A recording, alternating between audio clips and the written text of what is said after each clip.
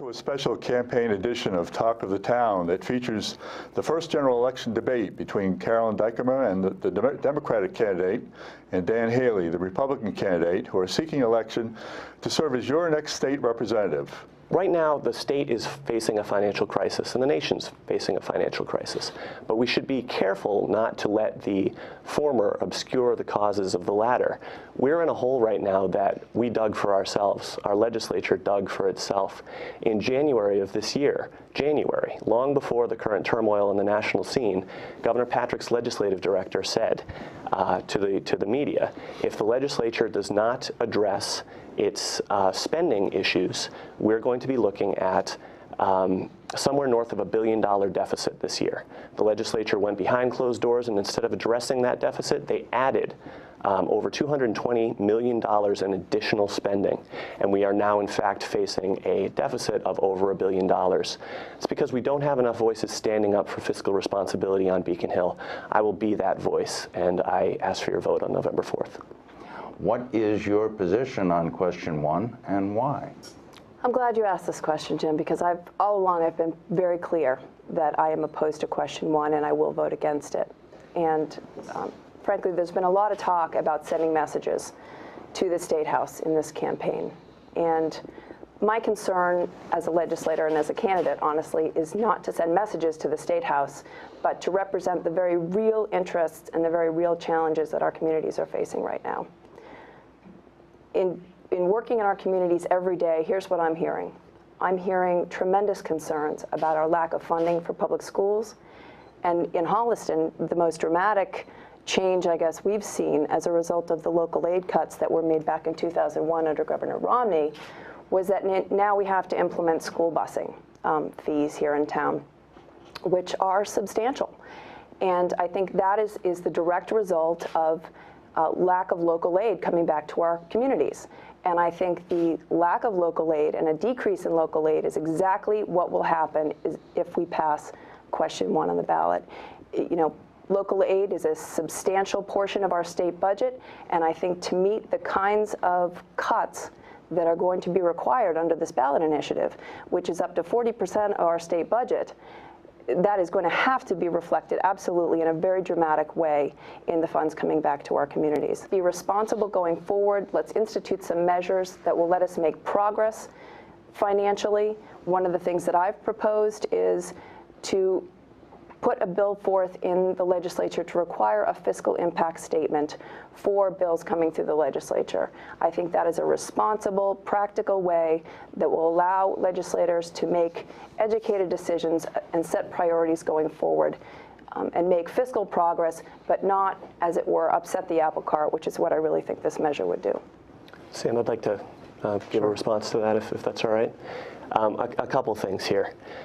First of all, I think it's good that Carolyn has faith that the legislature will implement the will of the voters. I'm not sure where that faith comes from, and this question came up at a forum that we were in together that the Metro West Daily News sponsored, Jim, during the primary. But the question was a little different. It was, if you are in the legislature and question 1 passes, will you respect the will of the voters?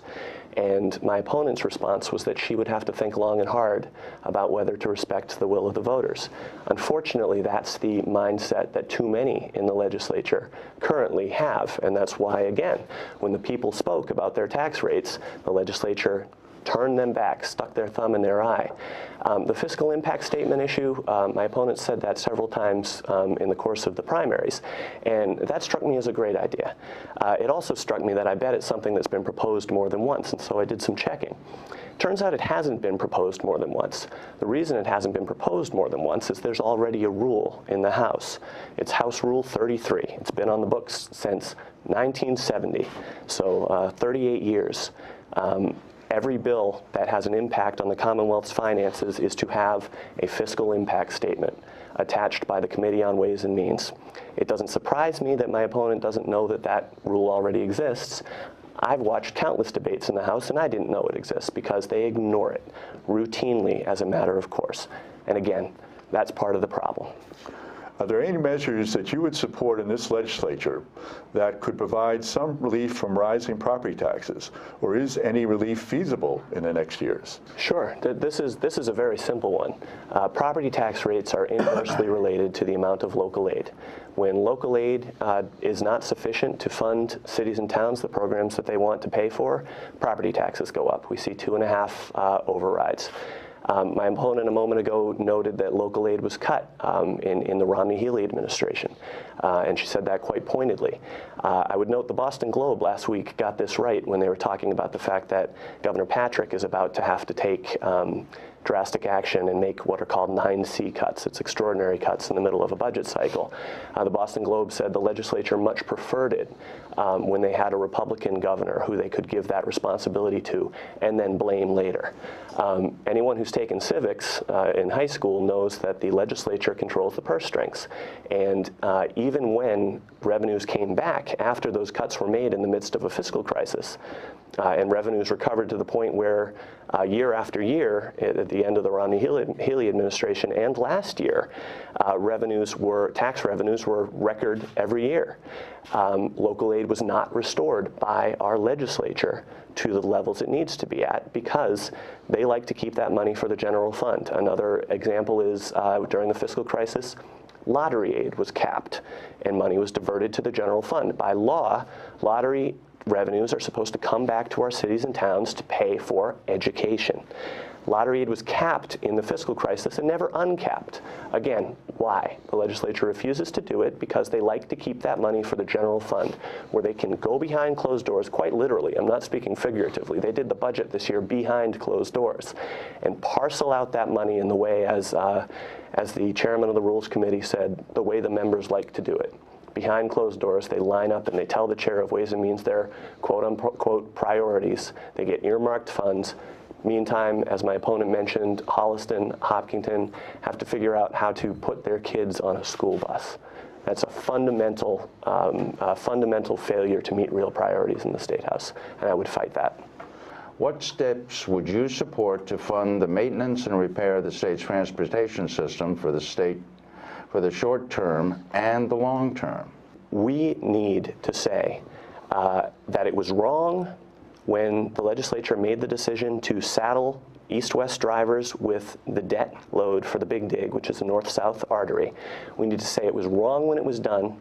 It needs to be undone. We need to say that unequivocally and forcefully. And quite frankly, some of my opponent's statements in this room in the past, she was asked this question by you, Jim, and she said tolls are a good thing for a number of reasons. One, environmentally. She said taking down the tolls would encourage more people to drive, which is not in our long-term interests. I think Metro West drivers want someone to stand up and say, take down the tolls, not to say we're going to price you out of your cars because of some notion that it's in our long-term interest to do so. I just believe that we have a fundamental difference here, and most of the voters in this region will agree that we need a voice on the Hill saying what I'm saying. Carolyn? I'd like to respond to that, sure. To clarify my statements on tolls, I absolutely said what I meant, and I mean what I say. And I think the question was whether we should take down tolls. I don't think we should take down tolls, frankly. I think, additional tolls on our north-south roads make a lot of sense. I think public transportation is a big issue for our district. Public transportation is something that's been talked about by our businesses. I think from a climate perspective, from an environmental perspective, taking down tolls is not the direction that we want to head. I think it needs to be done fairly, but I think the last thing that we need right now is more traffic on the Mass Pike or on any of our other roads. We need to encourage more people to use public transport, and I think I absolutely stand behind the comments that I made earlier.